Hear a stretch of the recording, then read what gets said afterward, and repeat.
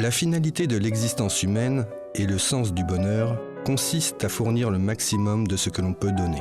Et comme j'ai inconsciemment senti que c'était aux échecs que je pouvais obtenir le plus de résultats, je suis devenu maître d'échecs. Alexandre Alexandrovitch Aliokin. L'exposition universelle de Chicago en 1933. Le champion d'échecs Alexandre Aliokin y donna une séance de partie d'échecs. Sans regarder l'échiquier, il joua contre 32 joueurs simultanément. Le public applaudit, car aucun grand joueur n'avait jamais offert de démonstration d'une telle qualité. Fils d'un député de la Douma, diplômé de l'Institut impérial de droit, le conseiller titulaire, héritier d'une immense fortune, est un génie des échecs. Il est voué à un brillant avenir au sein du Grand Empire.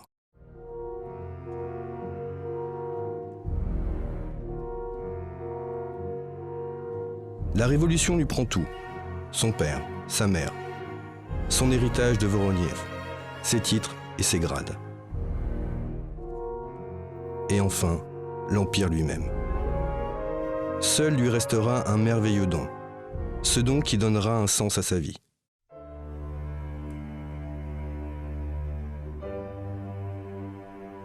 À 16 ans, Aliokin remporte le tournoi amateur de toute la Russie, décerné par Nicolas II, et obtient le droit d'être appelé grand maître. À 22 ans, il termine 3e derrière Lasker et Capablanca au tournoi de Saint-Pétersbourg. À 35 ans, Aliokin fait tomber le mythe d'invincibilité du brillant Capablanca. Enfin, à 42 ans, lors du match contre Yevè, il perd sa couronne, mais durant les 2 années qui suivront, il gagnera tous ses matchs et ne perdra aucun de ses titres. Ayant consacré toute ma vie aux échecs, je n'ai jamais été impliqué dans quelque chose qui n'ait pas un rapport direct avec ma profession, écrit Aliokin. Mais il vécut entre les 2 guerres mondiales, dans une Europe couverte de ruines et de croix. Aliokin, par 2 fois, en 1914 et en 1940, se portera volontaire pour le front, en Russie puis en France. Il portera secours aux blessés sur le champ de bataille lors de l'offensive Broussilov, sera grièvement blessé et recevra de prestigieuses distinctions militaires. En septembre 1939, après le déclenchement de la Seconde Guerre mondiale, il appela à un boycott de l'équipe nationale allemande lors des Jeux olympiques de Buenos Aires. Aliokin organisa des matchs de charité au profit des soldats russes blessés et capturés par les Serbes, mais aussi en faveur de la Croix-Rouge polonaise, ce qui le poursuivra dans une France occupée. Il vécut exclusivement dans le monde des échecs et pensait que les échecs n'étaient pas un jeu, mais un art. Cette période de grands bouleversements troubla sa vie. Le futur champion du monde fut emprisonné et faillit être abattu. En exil, une nouvelle vie commença. Repartant de zéro, il acquit une nouvelle reconnaissance.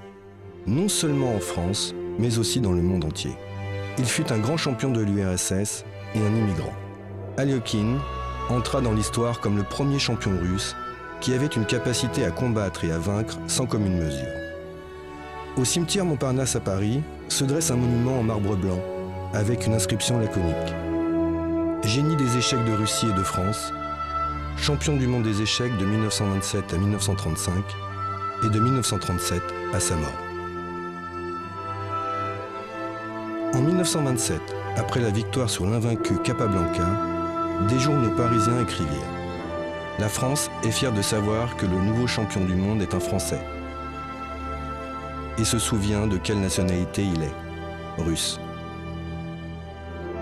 Aliokin fut le digne fils de 2 pays qui ont lié son sort, un génie des échecs et un citoyen de France reconnaissant qui n'a jamais cessé d'aimer et d'admirer la Russie.